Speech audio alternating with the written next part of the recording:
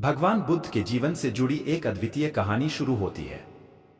धीरे से एक पल के लिए ठहरें। बहुत दिनों से सार्थक जीवन की खोज में थे गौतम, जो बाद में बुद्ध बने। सुनने वालों को एक गहरे विचार में डालने के लिए रुकें। एक दिन वह वन में बैठे हुए थे और एक फूल को देखकर उन्हें एक अद्भुत सत्य समझ में आया। ध्यान से सुनने के लिए कुछ समय लिए जाए। उन्होंने अनुभव किया कि जीवन एक अनवरत परिवर्तन है, जैसा कि एक फूल अपने रूप को बदलता है। एक छोटी सी ठहराव के लिए रुकें। इस अनुभव ने उन्हें जीवन की सत्यता की ओर बढ़ने के लिए प्रेरित किया।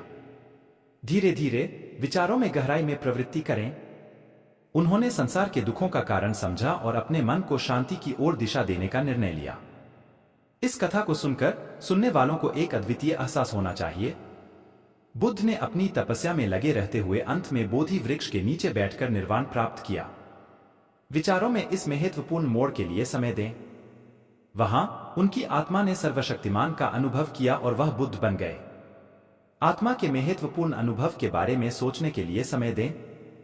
बुद्ध ने फिर अपने ज्ञान को लोगों के साथ साझा करने का निर्णय लिया। इस फैसले को समझने के लिए धीरे धीरे बढ़े।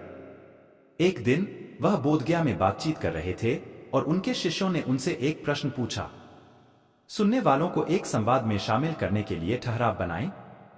आपने बहुत दुख देखा है और इसे कैसे परिहार किया जा सकता है? का शिष्य ने पूछा।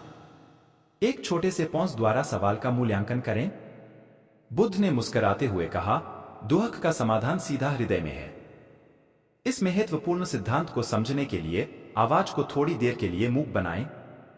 आप अपने मन को शांत कैसे रखते हैं? वो एक अन्य शिष्य ने पूछा। एक और छोटे से ठहराव के बाद महत्वपूर्ण जवाब दें।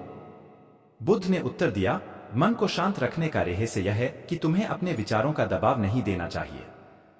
धीरे से विचार करने के लिए सुनने वालों को थोड़ी देर के लिए रुकने का सुझाव दें।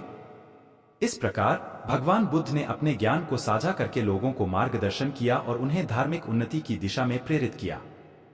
इस संवाद को समाप्त करने के लिए एक अच्छा समापन तैयार करें। इस कथा से हमें यह सीखने को मिलता है कि जीवन का अर्थ सीधे रास्ते पर चलने में नहीं है, बल्कि अपने आत्मा का अन्वेषण करके आत्मा के महत्व को समझकर है। भगवान बुद्ध ने हमें यह सिखाया कि शांति और सुख का सच्चा स्रोत आत्मा में है। इस उदाहरण को आत्मसमर्पण के साथ समाप्त करें ताकि सुनने वालों में एक अद्वितीय अनुभव हो। आशा है कि यह कथा सुनने वालों को एक नए सोचने के लिए प्रेरित करेगी और उन्हें जीवन को सकारात्मक दृष्टिकोण से देखने के लिए प्रेरित करेगी।